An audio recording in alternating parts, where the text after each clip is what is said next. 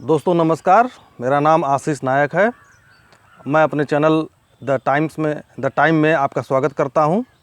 आज है 17 मई सन 2021। गर्मी बहुत ज़्यादा है। चलिए शुरू करते हैं करंट अफेयर पिछले 6-7 दिन का। आज ही के दिन 17 मई के दिन मैक्सिको के एंड्रिया मेजा ने जीता मिस यूनिवर्स सन 2020 का खिताब। एंड्रिया मेजा ने 2020 का मिस यूनिवर्स का खिताब अपने नाम कर लिया है। एंड्रिया मेजा को पूर्व मिस यूनिवर्स जोंजी बिनी तुजी ने, याद कर लीजिए इनका नाम, जोजी बिनी तुंजी ने यह ताज पहनाया। जोजी बिनी तुंजी सन 2019 में पहली बार अश्वेत मिस यूनिवर्स बनी थी। यह दक्षिण अफ्रीका की रहने वाली थी। मिस यूनिवर्स 2020 प्रतियोगिता में 73 कैंडिडेट थे और यह 69वें मिस यूनिवर्स प्रतियोगिता थी और यह जो है 69वीं मिस यूनिवर्स प्रतियोगिता थी। कोरोना के चलते जोंजी बिनी तुंजी सबसे लंबे समय तक मिस यूनिवर्स रहने वाली महिला बन चुकी हैं। ये बहुत ही इम्पॉर्टेंट प्रश्न है। आपसे पूछा जा सकता है कि सबसे ज़्यादा समय तक कौन सी महिला जो है मिस यूनिवर्स रही। उसका नाम है जोंजी बिनी तुंजी। वो साउथ अफ्रीका की रहने वाली हैं। भारत की तरफ से एडलाइन कैस्टोलिनो ने भाग लिया था। 2020 मिस यूनिवर्स प्रतियोगिता फ्लोरिडा में सेमिनोल हाई रॉक होटल में आयोजित किया गया। यह अमेरिका में है। ये काफ़ी महत्वपूर्ण है, आपसे पूछा जा सकता है इस बार पीसीएस में। आज ही के दिन एक और खबर आई है 17 मई को इटालियन ओपन से। राफेल नडाल ने इटालियन ओपन टूर्नामेंट में पुरुष एकल वर्ग का खिताब अपने नाम कर लिया है। इन्होंने नोवाक जोकोविच को हराया है। राफेल नडाल ने नोवाक जोकोविच को हराया है। ये जो सेट से इन्होंने हराया 7-5, 1-6 और 6-3, 7-5, 1-6 और 6-3 से हराया है। राफेल नडाल 12 बार इस टूर्नामेंट के फाइनल में पहुंच गए हैं और उन्होंने जो है 10 बार इस टूर्नामेंट को जीता है राफेल नडाल ने। ठीक है, चलिए अब चलते हैं अपने अगले करंट अफेयर की तरफ।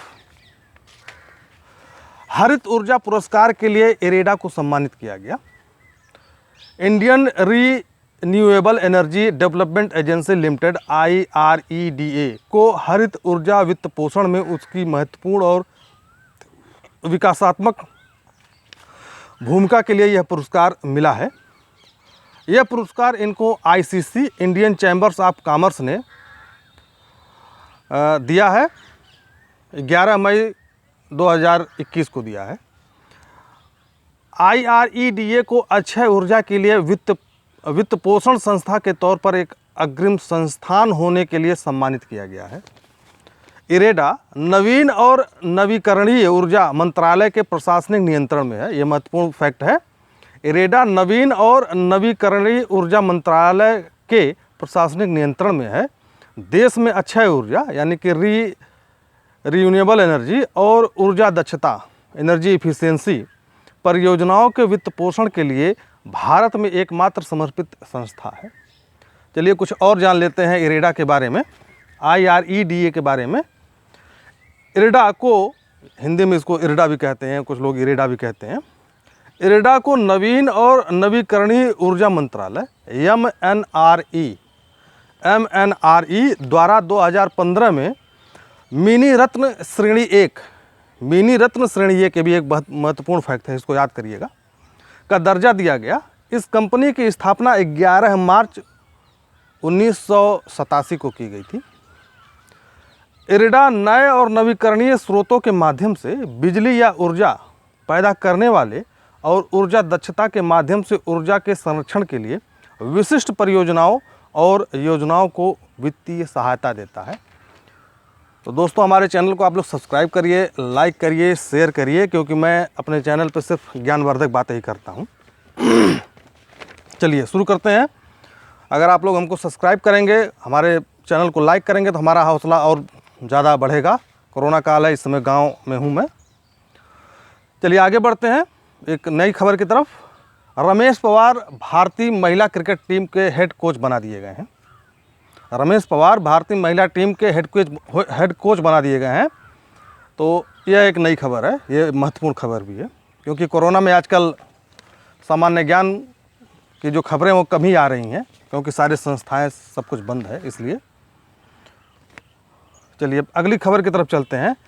हैप्पी हाइपोक्सिया एक बीमारी का नाम है। ये हैप्पी हाइपोक्सिया क्या है? यह कोविड-19 युवा रोगियों को कैसे प्रभावित करता है?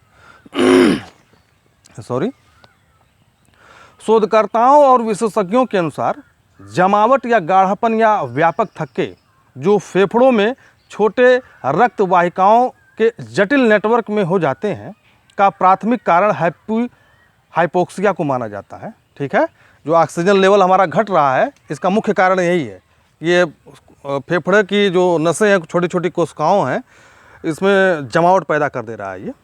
ठीक है, या गाढ़ापन रक्त को और गाढ़ा कर दे रहा है, जिससे जो है सांस लेने में इंसान को तकलीफ हो रही है।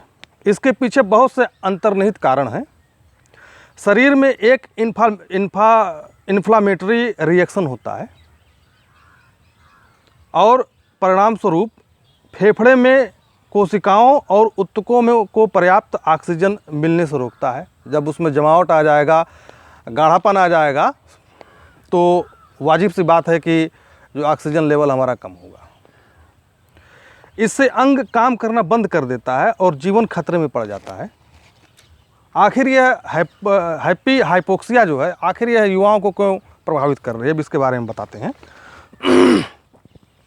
युवाओं के अंदर उच्च प्रतिरक्षा और अच्छे स्वास्थ्य के कारण रक्त में ऑक्सीजन के स्तर में गिरावट का एहसास नहीं होता है। सबसे महत्वपूर्ण फैक्ट ये आपसे पूछा जा सकता है। ये टॉपिक आपके प्री के लिए और मेंस के लिए दोनों इंपॉर्टेंट है। लेकिन अंदर से ऑक्सीजन लेवल कम होता रहता है। शुरुआत में हैप्पी हाइपोक्सिया ऐसा कोई भी स्पष्ट बाहरी संकेत नहीं देता। परिणाम स्वरूप बीमारी के शुरुआती चरण में बाहर से कोविड-19 रोगी एकदम तंदुरुस्त दिखाई देगा, एकदम ठीक दिखाई देगा, लेकिन वह अंदर ही अंदर खोखला होता जाता है। किंतु अंदर ही अंदर वह खोखला होता रहता है। हाइपोक्सिया शब्द रक्त में बहुत कम ऑक्सीजन स्तर को संदर्भित करता है। हाइपोक्सिया शब्द जो है रक्त में बहुत कम ऑक्सीजन स्तर को संदर्भित करता है। एक बार स्पेलिंग इसकी सुन लीजिए। अगर आपको और ज़्यादा जानना है तो आप इंटरनेट पे सर्च कर लीजिएगा। HAPPY HYPOXIA इसका ये इंग्लिश है। चलिए अपने अगली खबर की तरफ चलते हैं। ब्रिक्स देशों ने अपनी पहली रोजगार कार्य समूह बैठक में जताई बहुपक्षीय सामाजिक सुरक्षा। यह पहली ब्रिक्स रोजगार कार्य समूह EWG की बैठक 11 से 12 मई 2021 को आभासी तौर पर आयोजित की गई थी। आभासी का अर्थ होता है जैसे डिजिटल, जिसका आभास मात्र हो। इस बैठक की अध्यक्षता भारत के श्रम सचिव अपूर्व चंद ने की। भारत ने सन 2021 में ब्रिक्स की अध्यक्षता ग्रहण की। बहुत महत्वपूर्ण फैक्ट है, इसको याद कर लीजिए, हो सकता है इस बार पूछा भी जाए प्री में। इस बैठक में मुख्य चर्चा के विषय थे श्रम बाजारों का औपचारिकरण, श्रम बाजार में ब्रिक्स राष्ट्रों के बीच सामाजिक सुरक्षा समझौता को बढ़ावा देना, श्रम शक्ति में महिलाओं की भागीदारी जैसे विषय सम्मिलित थे। ब्रिक्स का अर्थ है क्या है आप लोग जानते ही हैं, जो नहीं जानते बता दें। ब्राज़ील, रसिया, इंडिया, चाइना और साउथ अफ्रीका, जो इन देशों का पहला नाम है, उसी के आधार पर यह ब्रिक्स शब्द का निर्माण किया गया। अब एक अगली खबर है हमारी, great green wall project. Great green wall project, देखिए दोस्तों, मैं जंगल में हूँ, अपने गांव में हूँ, कितना पसीना हो रहा है, कितनी गर्मी पड़ रही है इस समय। चलिए शुरू करते हैं अगली खबर की तरफ। Great green wall project Sahel पट्टी या साहेल क्षेत्र अफ्रीका के पश्चिम से पूर्व तक फैला एक क्षेत्र है।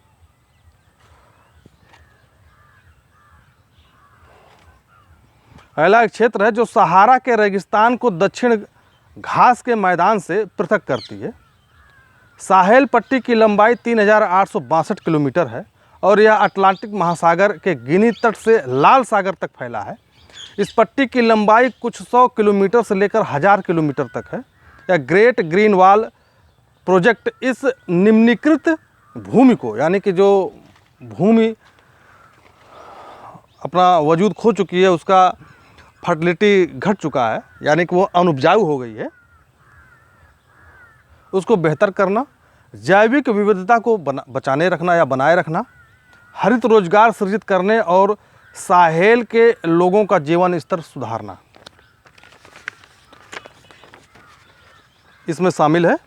इस प्रोजेक्ट का उद्देश्य 2030 तक 100 मिलियन हेक्टेयर, 1 हेक्टेयर में 2.5 एकड़ होता है, 1 हेक्टेयर में 2.5 एकड़ होता है, निम्नलिखित भूमि को सुधारना, पेड़ों पौधों को लगाना और लगभग 10 मिलियन हरित रोजगार पैदा करना है। ग्रेट वॉल प्रोजेक्ट की शुरुआत 2007 में अफ्रीकी संघ ने की थी। महत्वपूर्ण फैक्ट है ये। इसमें सहारा मरुस्थल के 11 देश और अन्य दूसरे महाद्वीपों के राष्ट्र भी शामिल हैं। ग्रेट वॉल प्रोजेक्ट की शुरुआत 2007 में की गई थी। चलिए, एक बहुत ही महत्वपूर्ण खबर है आ रही है। नासा और एक्सियम, स्पेलिंग देख लीजिए, AXIOM, एक्सियम। नासा और एक्सियम ने किया ISS इंटरनेशनल स्पेस स्टेशन के लिए पहली निजी अंतरिक्ष यात्री मिशन की घोषणा।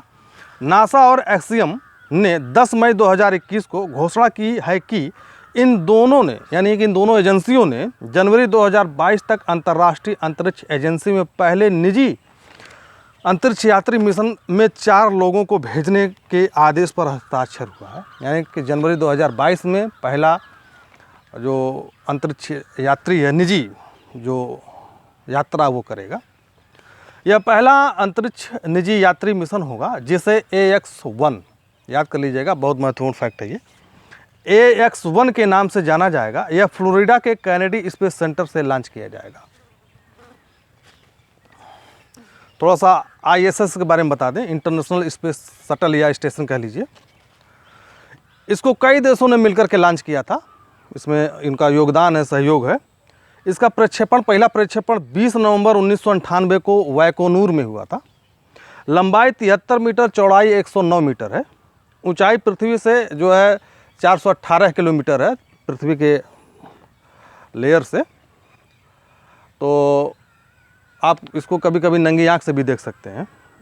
यह एक प्रयोगशाला है, वेधशाला है और कारखाना भी है। पूछा जा सकता है ICC क्या है, ISS क्या है, तो ये बहुत महत्वपूर्ण फैक्ट है। उसमें लिख देगा क्या ये प्रयोगशाला या वेधशाला है। कारखाना लिख देगा कारखाना भी है, आप कहेंगे नहीं है, तो कारखाना भी है।